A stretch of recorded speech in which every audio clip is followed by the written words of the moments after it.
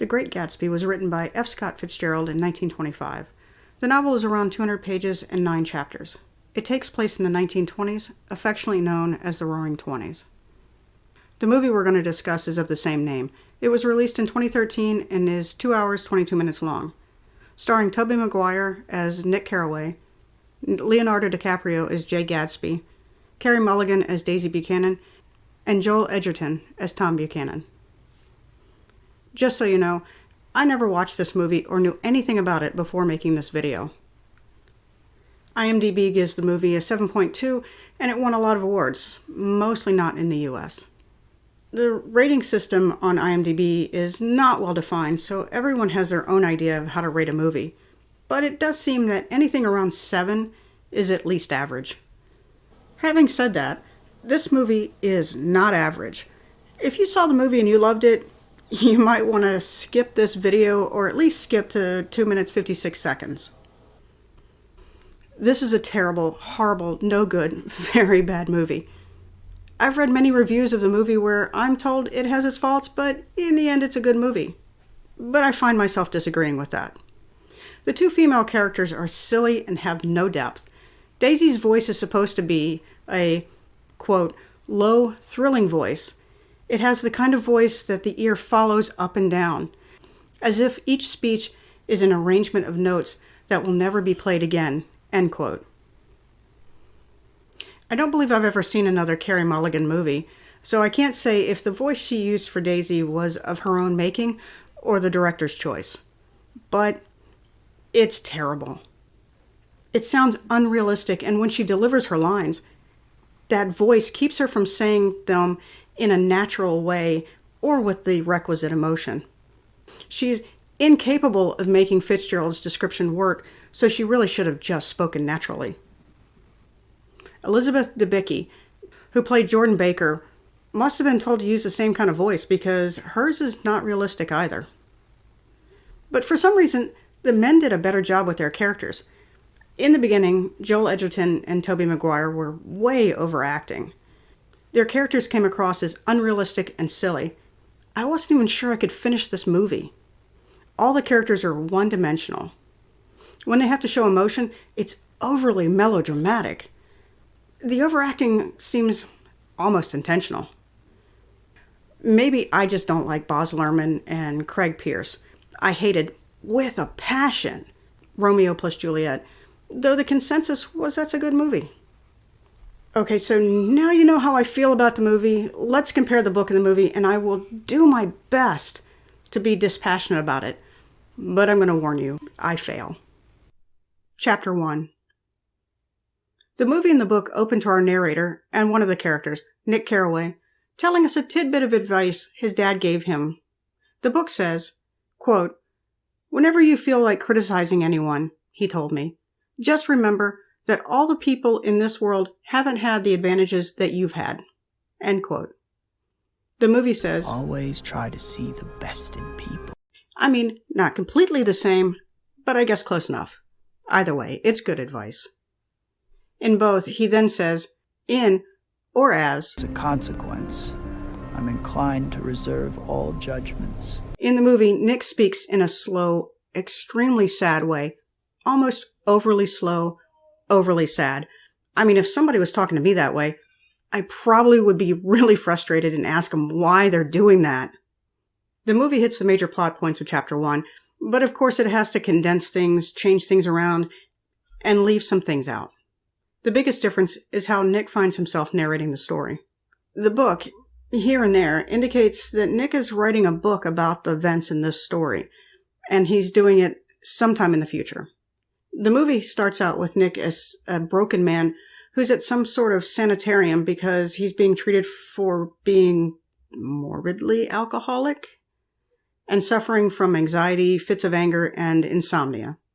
He's talking to his doctor about the events that led him to being there. Much of what he says to the doctor is not in the book.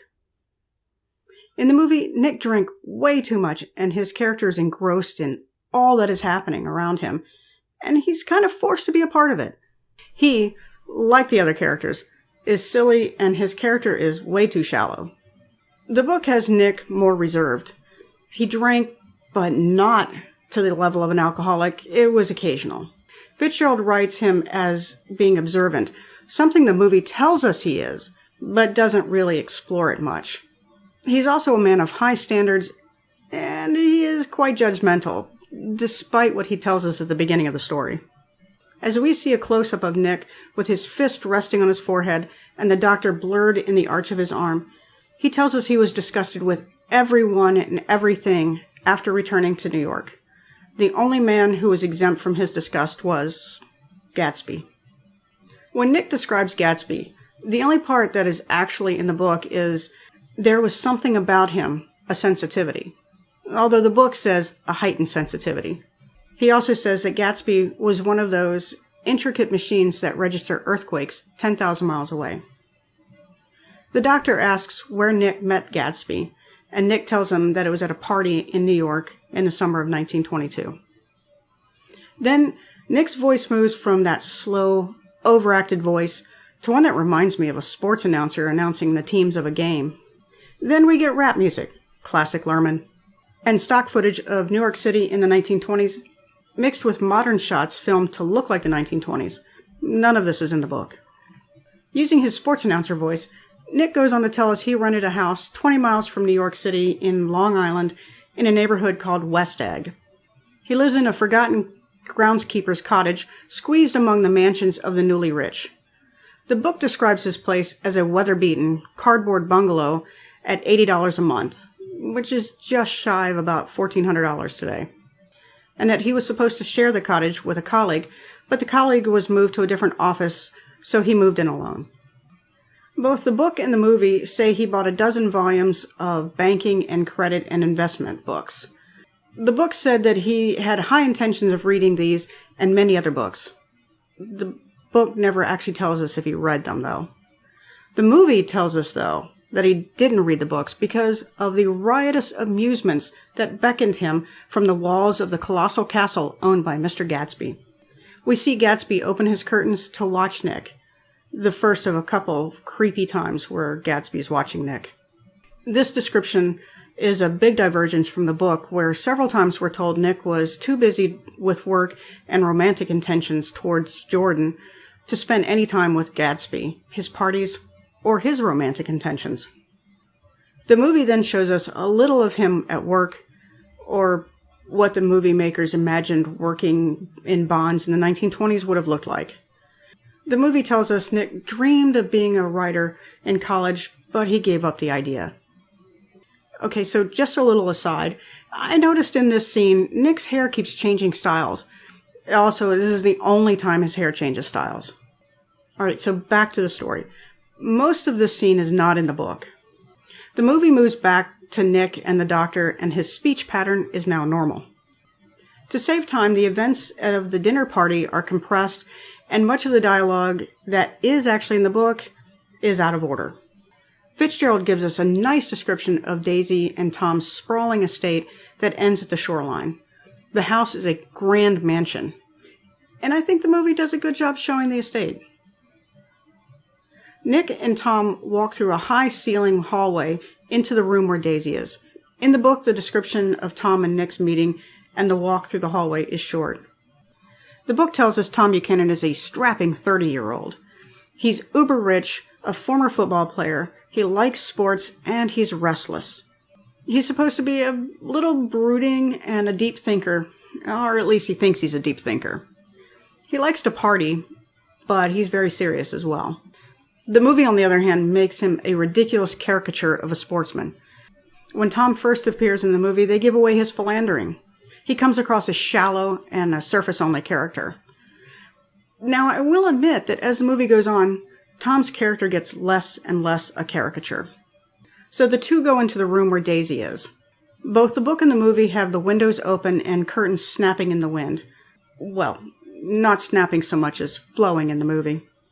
In the book, Nick stands there for a few seconds, taking in the sounds of the curtains. Tom shuts the windows, and the sound of the slamming windows startles Nick. Then the two ladies rise from the enormous couch, and one is Daisy, the other Nick doesn't know. In the movie, we see the flowing curtains.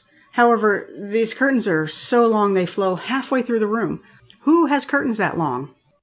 The ladies are playing with the curtains in a sensual way. Why?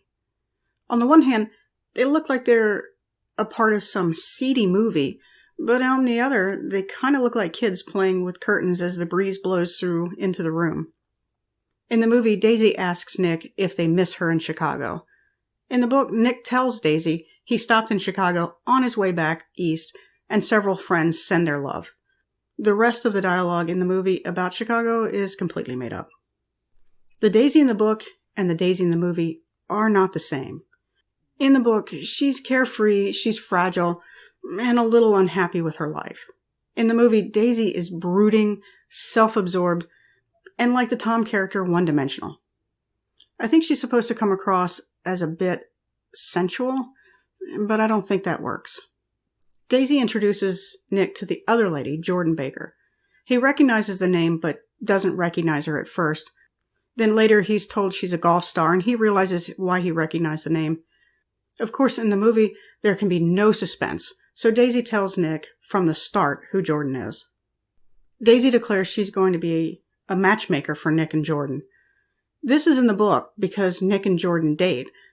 I'm not sure why it's in the movie, since the movie doesn't have them date, and Jordan's sort of just a character who's there. Jordan asks Nick if he lives in West Egg. She notes she knows somebody named Gatsby who lives there. In the movie, Tom asks Nick if he lives in West Egg, and then he goes on to make negative comments about the people who live there. Jordan also mentions that she knows Gatsby. She tells us in Chapter 3 she hasn't met him, so does she really know Gatsby? The dialogue in the movie is at least 50% made up, probably much more. For example, Tom keeps insisting he and Nick go to town the next day, and Nick keeps telling him he has to work.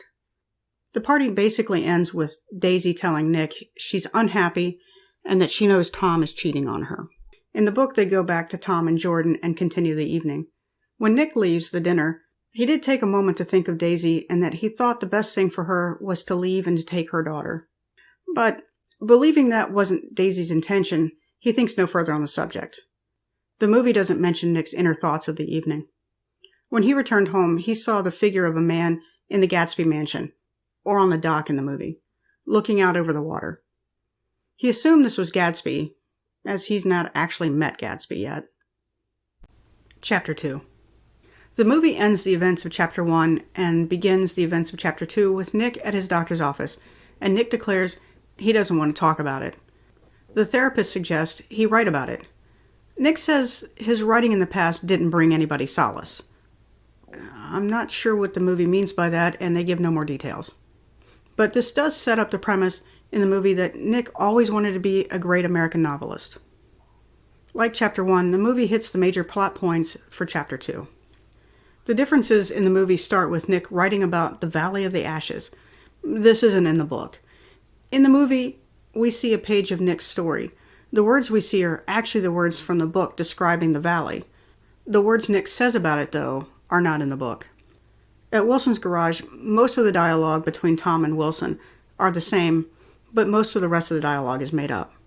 In the book, Myrtle Wilson is a thickish woman who is not notably attractive, though she was sensuous and had a certain vitality.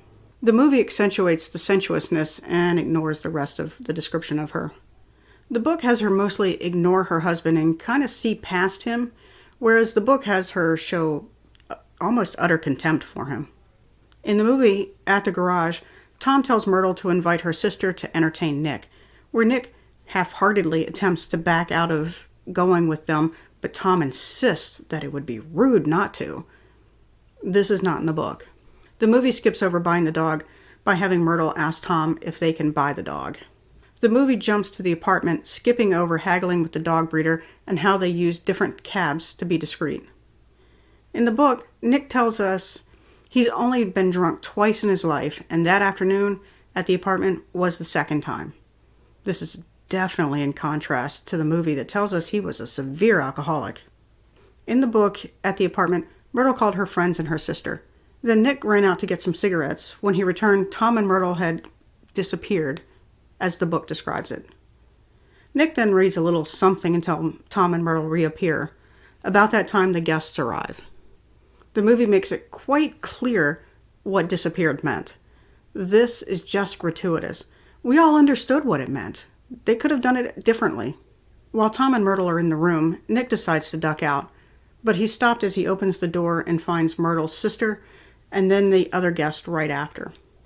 Nick tries to leave as soon as Tom and Myrtle emerge from the bedroom, but Tom stops him and tells him, "I know you like to watch. I remember from college." The book makes it clear through Nick's actions that he likes to observe more than participate in life, but the movie is unable to be subtle, so it has Tom tell us right out. The Catherine character is quite forward and desperate seeming. She seems to think Nick is a plaything for her. The book has her a little too open with her thoughts, but not like the movie. Certainly not so forward as to kiss Nick suddenly as she does in the movie. The whole party was ridiculous. I mean, seriously, these aren't real people. Probably something like 80% of the dialogue and actions are made up. About the only things that were actually in the book were the conversation about Long Island, Catherine telling Nick that Tom and Myrtle don't like their spouses, and Tom slapping Myrtle for yelling, "Daisy, Daisy, Daisy." Even where Nick woke up from his alcoholic stupor was different. He's supposed to be at Penn Station in the book, but he's on his front porch with Gatsby staring at him in the movie. Seriously, Gatsby, this is creepy. Chapter 3. The events of chapters 2 and 3 are bridged in the movie with Nick telling the doctor that he believed Gatsby was always watching him because he got an invitation to a party at Gatsby's. Now, I'm not sure how that proves Gatsby was always watching him, but whatever. He tells the doctor that no one except him ever got an invitation to Gatsby's parties. Everyone else just got in a car that took them to Gatsby's. The book describes it that way too, just not all at once like in the movie. The movie tells us about the types of people at the party, including Nick's boss. Chapter 3 doesn't really go that much into this. Chapter 4, though, does start out telling us that Nick used to write down the names of people who went to the parties and even lists off several of the names, but still not what's described in the movie. Nick is bored and uncomfortable at the party, but just before he goes off to drink away his discomfort, Jordan Baker spots him. I guess getting drunk is one way to deal with the party, or since you live next door, you could have just gone home. In the book, she takes his hand as if to say she'll take care of him in a minute. In the movie, they just shake hands. In the book, Nick is so happy to see a familiar face that he all but yells, "Hello!" to Jordan. In the movie, he greets her as if he's relaxed and is already having a good time. The movie skips over most of the early interactions with Nick and Jordan at the party, except for people telling them the rumors about who Gatsby is and where he comes from. This is one of the only mysteries the movie allows us to have. Who is Gatsby? Where does he come from? How does he make his money? We're introduced to a character that's not given a name in the book. The movie calls him Taylor Barton, and he's supposed to be Jordan's escort. In the book, we're told she has an escort, and that's basically it.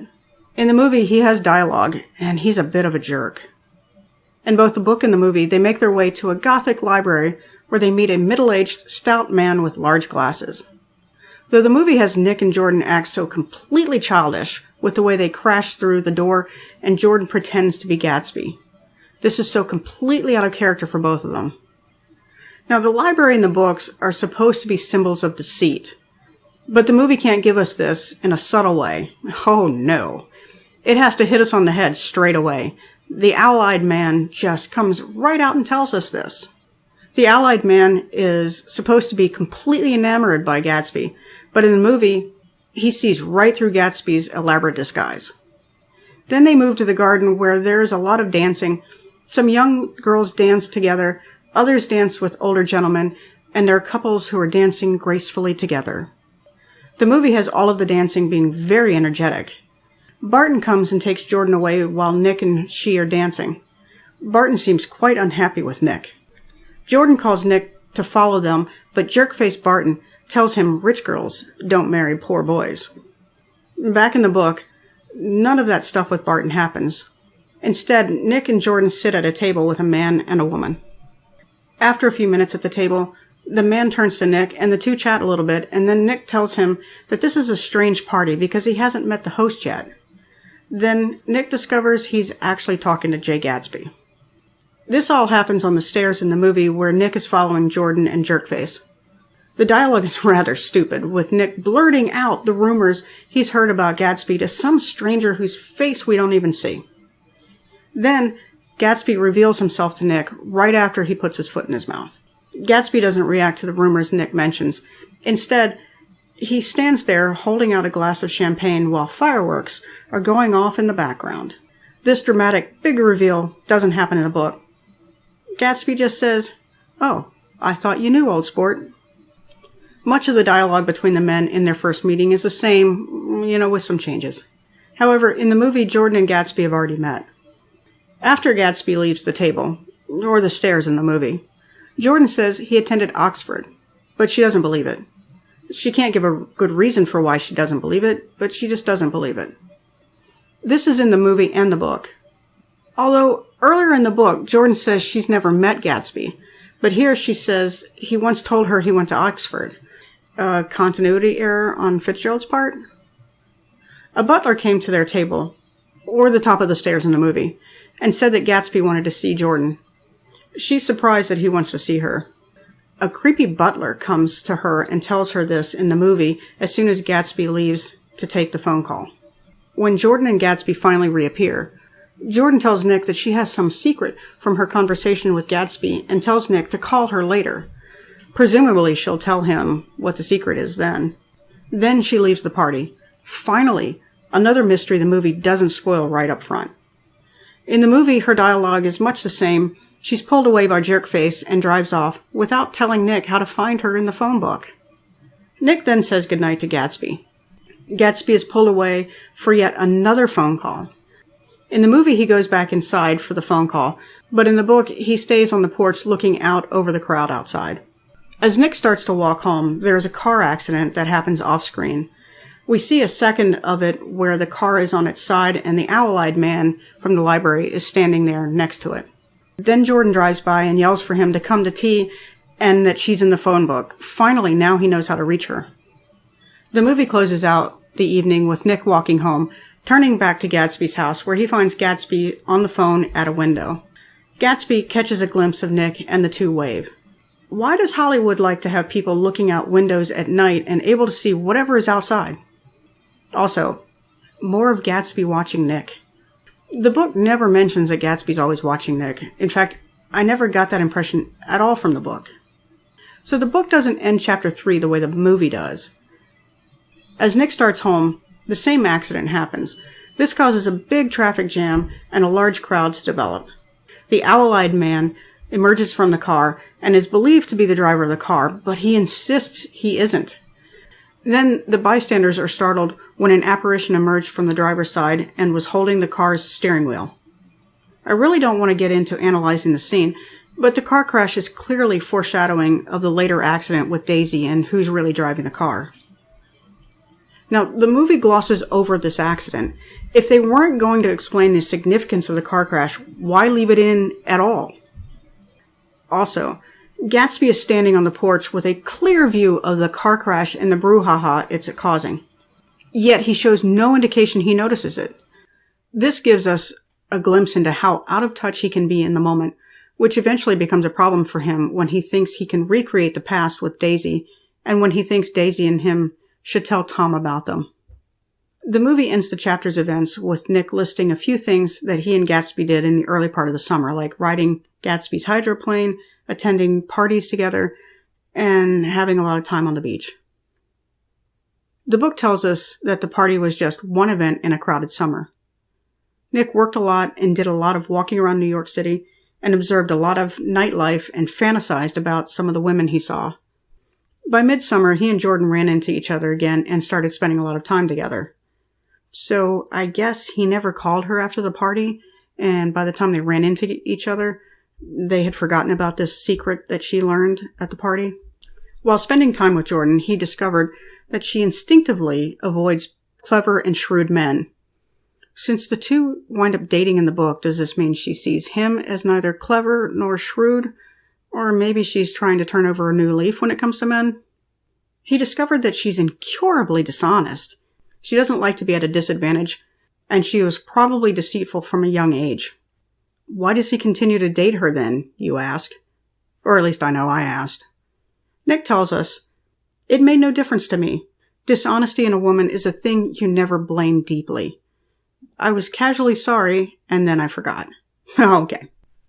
After chastising Jordan for being a bad driver, Nick looked at her and thought for a moment that he might be in love with her. But he's full of interior rules, as he describes, that stops him from fully indulging in his desires.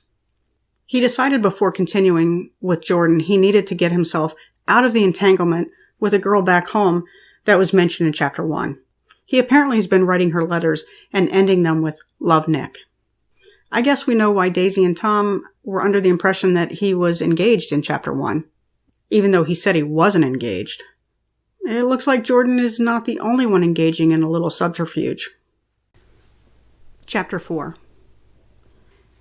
The movie transitions the events of Chapters 3 to 4 with Nick telling the doctor of the things he and Gatsby did over the early summer, and that he realized he didn't really know anything about Gatsby until he showed up one morning with his yellow car.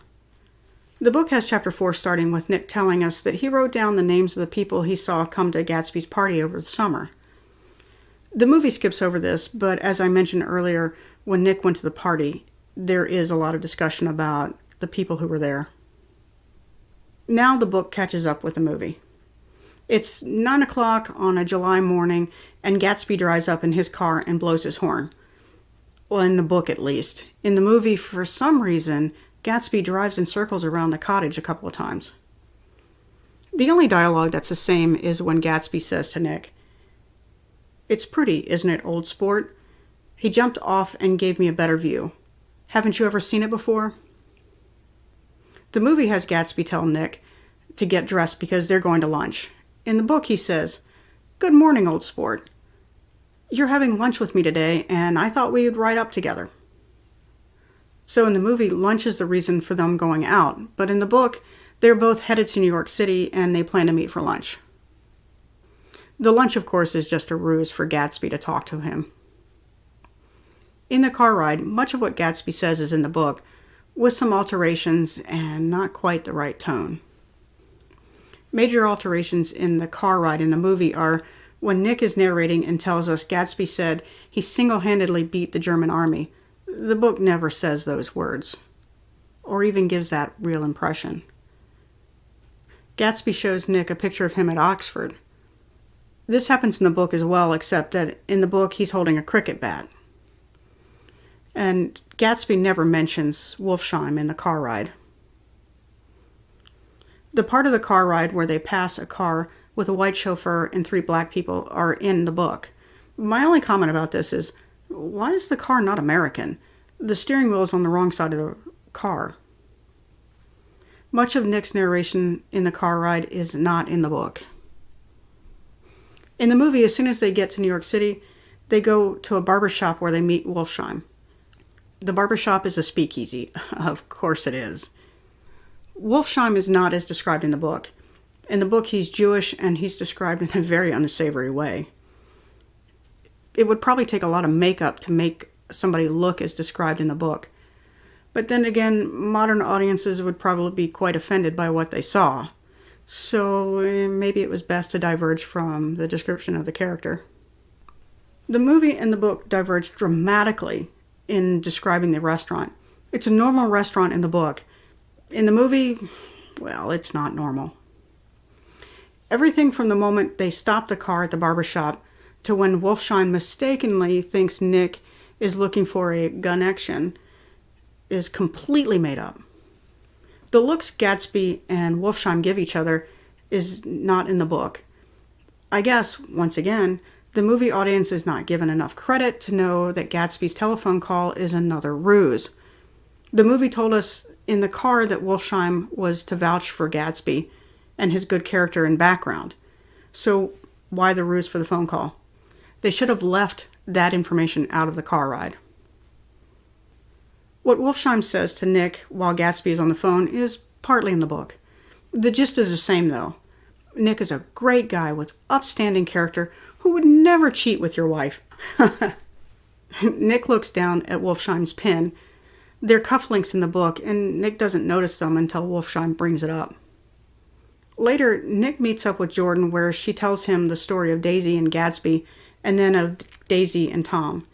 Nick is uncharacteristically rude to Jordan when he gets there. Very little of what's said in the movie is in the book, though the gist of the conversation is the same. The imagery of Daisy being distraught by the letter is, of course, ridiculously over the top. Chapter 5. Chapter 5 begins with Nick arriving home after his time with Jordan. The movie follows Nick home from his meeting with Jordan as well. Much of the conversation with Nick and Gatsby when he returns is the same, with parts out of order and some minor alterations. The biggest difference is that in the book, Nick refuses the little business venture that Gatsby starts to mention, but in the movie he agrees as a favor to Gatsby. The day Daisy's supposed to come over, the movie changes things up, such as, it just isn't some guy with his lawnmower in the pouring rain, but a bunch of people clearing out the refuse in the yard, people mowing, and others planting flowers, and there's no rain. All of this yard work happens when Nick wakes up rather than at 11 in the book.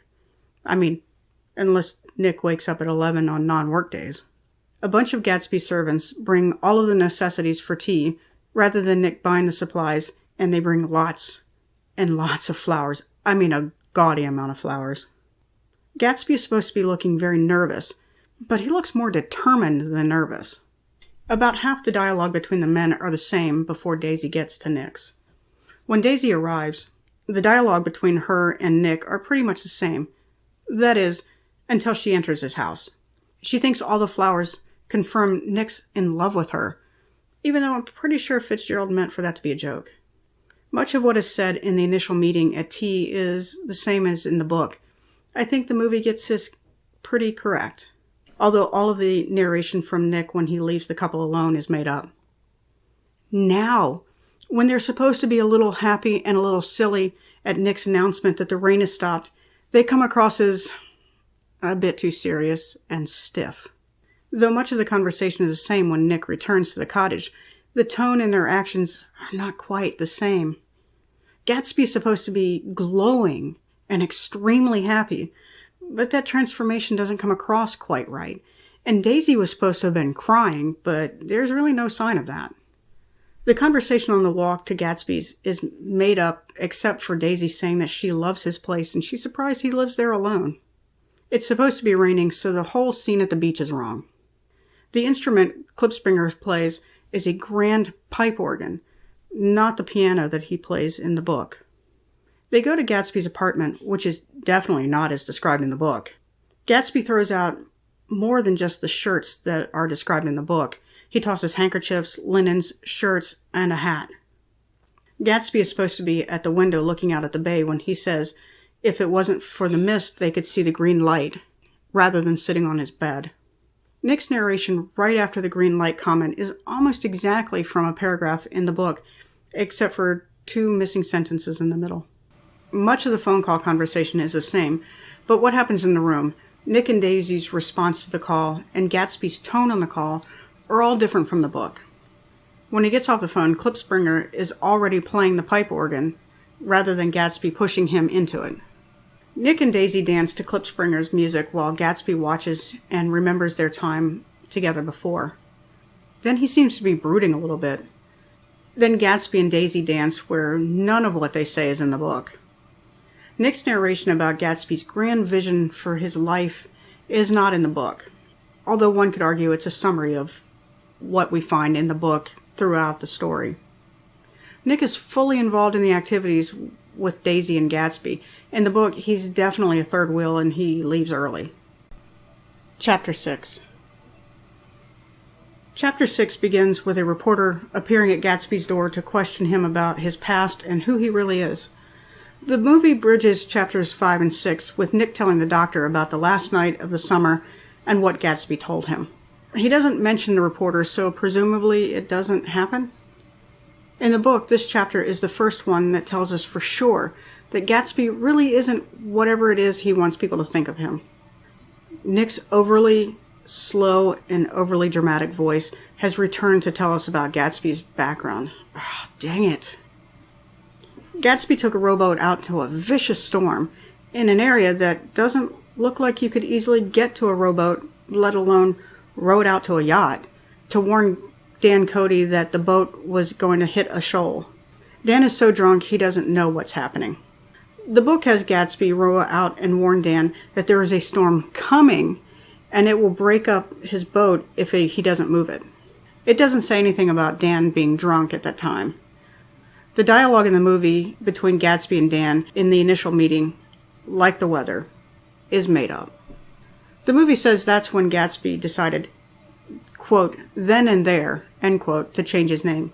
The book tells us he changed his name, not legally though, when he turned 17. The gist of the movie's description of Gatsby's time with Dan is the same, but the movie changes the words to summarize most of the events of the book. It also changes who inherited Dan's money, from Ella Kay to Dan's family. Gatsby already had, at least according to the book, a distrust of women, so it would have been helpful for us to understand this distrust to have some woman who isn't Dan's wife to swoop in and deny Gatsby what was his rightful inheritance. The movie tells us Tom was curious about Gatsby's money, so he went with Daisy to Gatsby's party to find out about him. But in the book, Tom meets Gatsby when Tom was horseback riding with some friends. The movie skips over the horseback riding scene, and it was during this visit that Gatsby tells Tom he knew Daisy. That tidbit of information made Tom curious about Gatsby, about his money, as well as what in the world he was doing with Daisy. It was because of Daisy's connection that Tom came to the party. At the beginning of the party, Tom has already decided that Gatsby's a bootlegger, and Daisy tells him Gatsby owns drugstores. This conversation happens at the end of the party in the book. Tom says it in a contemptuous way, and Daisy sounds a little desperate in defending Gatsby. At least that's how I read it. You know, I'm really sorry. The way Carey Mulligan is playing Daisy is just wrong. Her overacting makes me hate Daisy. She can't do the voice as described in the book, so she really should have just not done the voice. Sorry for the tangent. Much of what Daisy, Tom, and Gatsby say is the same, but not in the same order. Tom and Gatsby have a little conversation while Nick and Daisy are looking at the party crowd. Gatsby tells Tom he knows Tom's wife. The look Gatsby gives tells Tom so much more than, I know your wife. This conversation happens during the horseback riding meeting in the book. A couple of gangsters show up for Gatsby. In the book, it's a phone call. Wait. If Gatsby is trying to hide who he is and how he makes his money, I can't imagine he would be okay with gangsters showing up at one of his parties. As I've said before, the movie doesn't seem to want any mysteries or suspense, so they can't make us wonder if Gatsby really is a bootlegger or not. They just have to make it clear to us as soon as they can. Gatsby and Daisy go dance, and Tom says it's okay and that he can find a way to keep himself amused. Daisy gives him a pencil to write down people's names and addresses. Wow. So not only does Daisy go dance with the man she's cheating with, but she all but tells her husband it's okay if he goes and finds somebody to cheat with too. If Tom wasn't suspicious before, he sure has to be now. This happens later in the book when Tom comes and asks if he can go to another table. In the movie, he seems interested in an actress Gatsby pointed out at the beginning of the party, but in the book, it's just some other woman who's there. Hey, Daisy and Gatsby were supposed to dance the foxtrot. The book tells us Gatsby is pretty graceful. I really wanted to see that. Instead, when they can no longer see Tom, they sneak off over to Nick's place. Are these two trying to get caught? Nick nods in agreement when he and Gatsby lock eyes as they sneak off. In the book, they ask Nick to be a lookout for them, in case of an act of God. Right, an act of God. That's what they're afraid of. What Daisy and Gatsby say to each other when at Nick's place is made up.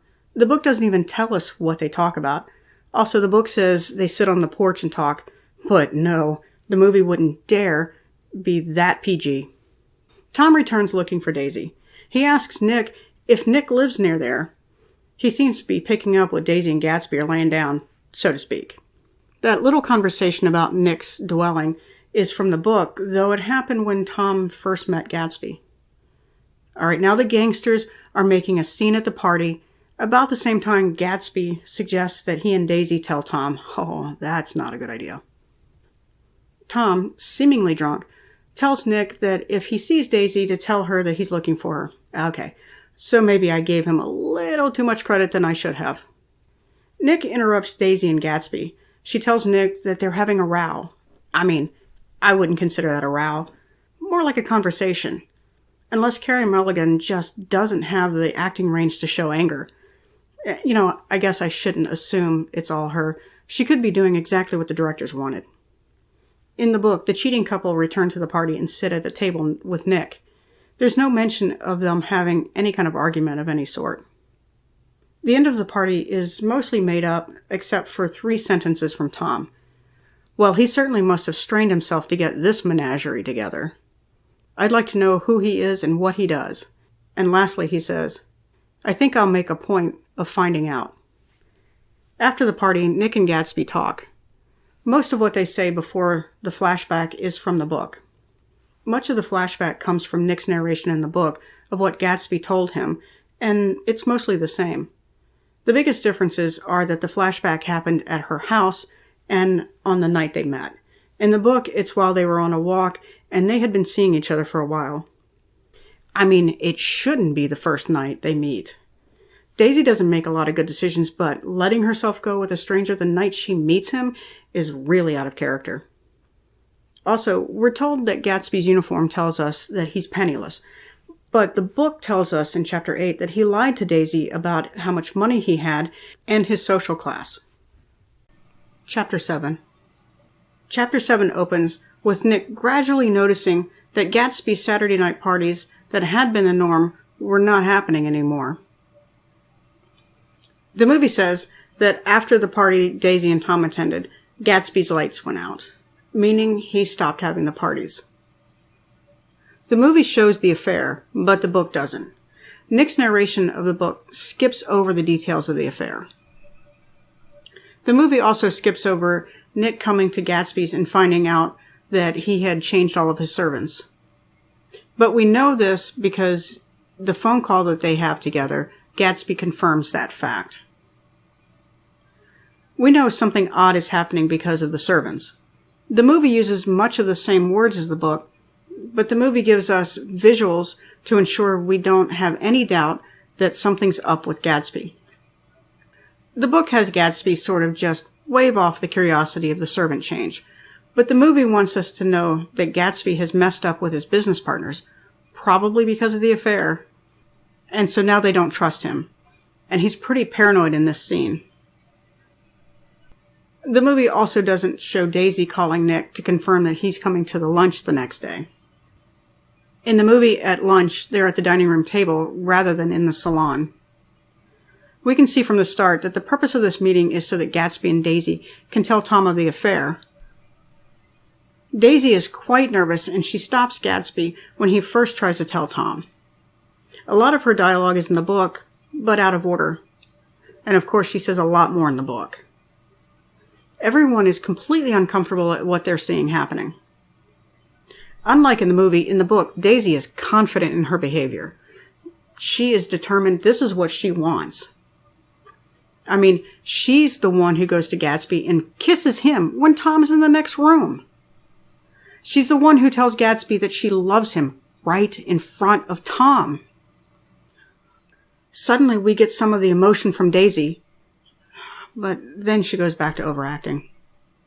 She delivers the "You look so cool" line in the most flat way. I mean, she's telling Gatsby she loves him. Get some feeling behind that. Also, the camera work even makes it look like she's not even looking at Gatsby when she says it. To make the line work, we need to see them looking at each other. Tom, wanting to break up the tension and separate Gatsby and Daisy, agrees that they should go to town. Tom suggests he drive Gatsby's car, but Gatsby says he doesn't think he has enough gas. Tom says that if he needs to buy gas, he can buy it from a drugstore. He says he hears you can buy anything at a drugstore these days. This comes from the book. The movie can't figure out what subtlety is, but Fitzgerald certainly could. All of the events in the house happen in the dining room, which is really a shame, because by not having the men go outside for Tom to show Gatsby how rich he is, we don't get the rich gentleman's version of a issing contest. Much of that doesn't even happen in the movie. The movie skips over a lot of the dialogue as well as meeting Daisy's daughter. The purpose of this in the book is to show that Daisy is changed and is not the same person from 5 years ago. And Gatsby doesn't like being reminded of that, so he kind of doesn't like the girl. Too bad they don't leave this in, although kind of makes Daisy look a little indifferent towards her daughter, so I don't know. Maybe it was a good thing they left it out. Now the group heads out for New York. Does anybody know how to drive in this movie? How has nobody been killed? Oh. The scene at the gas station is a bit like the book. The book is different in these ways. When Wilson says he is sick, Tom points out that he didn't sound sick on the phone, and then Wilson apologizes for interrupting lunch. Tom offers to sell Gatsby's car to Wilson. Myrtle is supposed to look extremely jealous from the window, but she really just looks sad. Nick has this realization that Tom and Wilson really aren't that different, as they both just found out their wives are cheating on them.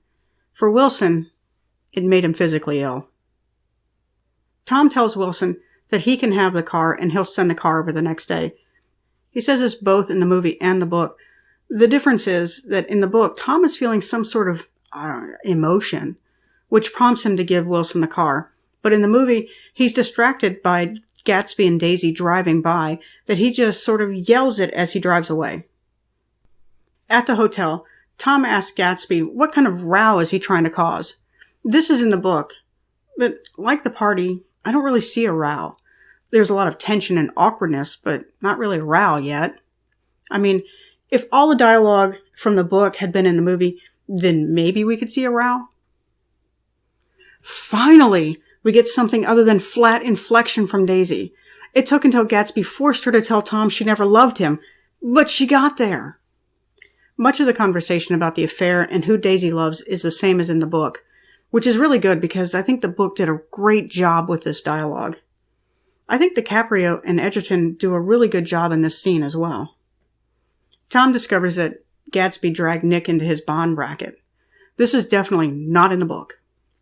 Gatsby was going to offer Nick some kind of business venture, but Nick turned him down before finding out what it was. Nick of the book may be enthralled with Gatsby, but he still knew Gatsby was ultimately bad news and not to get involved in his business. Everything from the point where Tom says he's surprised Gatsby hadn't gotten Nick involved to the point where Gatsby almost pummels Tom isn't in the book. When Daisy says, "Please, Tom, I can't stand it anymore," until she and Gatsby leave the hotel is in the book. Finally, the phone book drops from the wall. Suddenly, Nick remembers that today is his 30th birthday. I don't know about you, but when I read that, I thought, I finished the word though. What a way to celebrate a birthday. The part where Nick narrates and says that Gatsby and Daisy drive on, quote, towards death, unquote, is in the book, but it's what Nick says about the three of them as they drive back home. That's because we don't get a first-hand account in the book of the accident. We get Nick's account of it when they drive home and encounter the accident aftermath. Wilson and Myrtle are having an argument around the time Gatsby and Daisy near the gas station. She punches Wilson and runs towards the garage entrance. She sees the car and runs out into the street because she thinks it's Tom. The car swerves but is unable to miss her and runs right into her. The movie decided to have Myrtle fly through the air in slow motion before dropping her to the ground to her death. That is a tad ridiculous. In the book, Wilson locks her in the bedroom with the intention of keeping her there until they move the next day. She somehow gets out, starts running away, and she sees the car and thinks it's Tom. I guess the movie thought it was too cruel and crazy to have Wilson lock her in the bedroom, or maybe they just didn't want to explain why that was happening. I don't know. But either way, I think the change might have been better.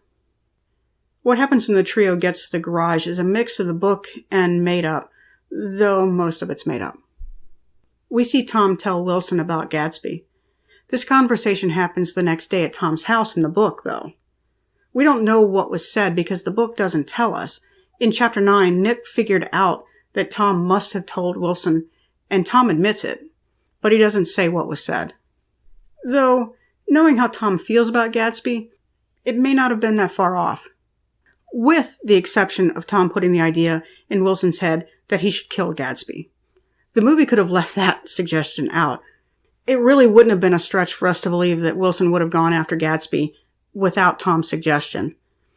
But I guess it would be too subtle for the movie. I kind of felt a little badly for Tom when I read the book. I mean, whatever he was, he seemed to really care for Myrtle, and it did kind of affect him. The movie ruins that, though, with the suggestion to kill Gatsby. But we're supposed to hate Tom, so the movie couldn't allow us to have any sympathy for him. Much of what Nick and Gatsby talk about at Tom's is in the book, other than Gatsby doesn't ask who the woman was they killed. Chapter 8. In Chapter 6, Nick tells us how James Gatz became Jay Gatsby. Nick tells us the story, but says Gatsby told him this later. Well, this is the point where Gatsby tells Nick about his past. We already know how he became Jay Gatsby, so now we'll learn about Gatsby and Daisy's love affair. In the movie, Nick goes to Gatsby's after Gatsby returns home and finds him cleaning his car. In the book, Nick goes over when Gatsby gets home but finds him in the house, not the garage. Most of this chapter has already been told in earlier scenes, so what we really get is talking from Gatsby about his past with some narration from Nick. Nick's comment about Gatsby's gift for optimism and it being something he may never see again is actually in Chapter 1 of the book. Through what Gatsby says, we learn that Daisy knew he was poor and she was okay with it. However, in the book, he doesn't tell her that. He lies to her because, well, he can't really help himself. And then, if he was going to have her, he had to become what he told her he was. Unfortunately for him, she couldn't wait for her soldier to return to her. Okay, since Gatsby's been lying for so long, why not still have him lie to Daisy in the movie? I mean, we've seen Daisy. Does she seem, in the book or the movie, as someone who would be willing to give up a lifestyle that she was born into for a poor boy, even if that poor boy is Gatsby? Nick tells us that Gatsby also told him how he, quote, joined Wolfsheim in the business, end quote. But in the book, Wolfsheim tells Nick this in Chapter 9. Before the gardener comes to tell Gatsby that he's going to drain the pool, Gatsby tells the butler to keep the phone line free for a personal call. Presumably this personal call is Daisy. He never says that in the book. We actually find out when Nick tries to call him later in the day that the phone line is being left open, not for Daisy, but for a call from Detroit. When Nick leaves, what they say to each other about Daisy calling and Nick's compliment to Gatsby are in the book as well. I think the movie did a good job with this part. You feel how things have changed between the two friends and how they both know it has. Then Nick goes to work, but he's too preoccupied and probably a little too tired to be of any use there. He says he waits for Gatsby to call with news. Wait, before he left Gatsby, he said he would call Gatsby. In the book, Nick goes to work as well, but he falls asleep at his desk. What a surprise. Jordan calls him around noon because she always calls him around noon. They have a little spat and Nick is okay with never talking to her again. Then he tries calling Gatsby as he told Gatsby he would call him around noon. But he can't get Gatsby because the line is being left open for a call from Detroit. At this point, the book went into telling us what happened to Wilson after Nick, Tom, and Jordan left the garage the previous night. The movie skips over all of this. All we get is a shot of Wilson grabbing a gun and saying, quote, God sees everything, end quote, and then his shadow is at Gatsby's. As Gatsby is swimming and he starts to climb out of the pool, his phone rings. We're led to believe this is Daisy. The book doesn't mention that Gatsby got a phone call. But, so we can feel good as moviegoers, let's have Gatsby think Daisy has chosen him over Tom in the last moments of his life. Turns out the caller was Nick. In the book, though, Nick arrived at Gatsby's right after the shots were fired. Okay, what is up with that butler? He's just standing there as Gatsby falls into the water and leaves him there until the police and reporters show up. He didn't even try to take him out of the pool. Gosh, is everyone so selfish in this movie? Chapter 9. The movie moves into the events of Chapter 9 by telling us Gatsby is blamed for it all, from the affair with Myrtle to the hit and run. The book deals with this through a description of an inquest where Wilson's neighbor testifies about Wilson's belief that his wife was cheating on him. Myrtle's sister testifies that her sister never met Gatsby, she was never cheating on her husband, and that she really loved her husband. So the inquest determined that Myrtle wasn't a cheater, and that Wilson's actions were those of a man, quote, deranged by grief, end quote. In both the book and the movie, Tom and Daisy go unscathed. And Nick finally saw that those people were not good and not good for him. The movie has Tom and Daisy moving out the day before Gatsby's funeral, but in the book, they left the day after the accident, before Gatsby's even killed. Finally, we see their kid. Nick calls as Tom and Daisy are preparing to leave. Daisy knows Gatsby is dead, but she and Tom act pretty stoic, and Tom makes head nods to the butler to make it clear not to tell Nick anything about their whereabouts. Nick's narration of his feelings for Tom and Daisy happened in the book after he runs into Tom some months later after Gatsby's funeral. The movie tells us that Nick calls people, writes letters, and implores people, but none of the people who enjoyed his parties bothered to come to his funeral. To compress time, the movie skips over Nick trying to get Wolfsheim to come to the funeral. When he finally got to talk to Wolfsheim, they talked briefly about how Wolfsheim met Gatsby and how he, quote, made, unquote, Gatsby. Wolfsheim refused to come to the funeral, saying, quote, let us learn how to show our friendship for a man when he is alive, and not after his death, end quote. Cliff Springer called Gatsby's, and Nick was so relieved that someone else who knew Gatsby would come to the funeral. But sadly, the moocher only wanted a pair of sneakers that he left there. The movie also skips over Gatsby's dad coming. He read about Gatsby's death from the Chicago papers and came immediately. He was grief-stricken, but he was also very proud of his son's accomplishments. The movie says that no one came to his funeral, but in the book, Nick, Mr. Gatz, 4 or 5 servants, and for some reason the West Egg postman came. The owl-eyed man showed up at the grave. Nick said that after the funeral, New York haunted him. In the book, while he still lived in West Egg, he spent weekends in the city because Saturdays at Gatsby's haunted him. This is actually the last thing Nick tells us in the book. Much of what Nick says in the ending scene is not in the book. The movie ends with Nick placing the cover of his book on top of the other pages. The cover just simply says Gatsby. Then Nick pauses and writes "The Great" above the word Gatsby. The book doesn't end like the movie. In the book, some months after the funeral, Nick runs into Tom in New York City. Nick tries to avoid Tom, but Tom sees him. Tom greets him in a way that you would greet somebody you haven't seen before in a long time, not the way one would greet somebody who went through the kind of things that they went through. I mean, Tom didn't even know why Nick was so standoffish, or at least he pretended to not know. Nick confronted Tom about telling Wilson about Gatsby. Tom didn't deny it, and it was clear to Nick that Tom felt he was justified because of Gatsby's relationship with Daisy, and that he was sad because Myrtle died. It's at this point Nick says what the movie had him say after hanging up with Tom's butler the day before Gatsby's funeral. He said of Tom and Daisy that, quote, they smashed up things and creatures and then retreated back into their money and their vast carelessness, or whatever it was that kept them together, and let other people clean up the mess they made, end quote. The book ends with Nick saying that Gatsby's house fell into disrepair, and for the time Nick lived next door before moving back west, he spent weekends in New York because he didn't want to be reminded of the extravagant parties or the tragic events of the summer.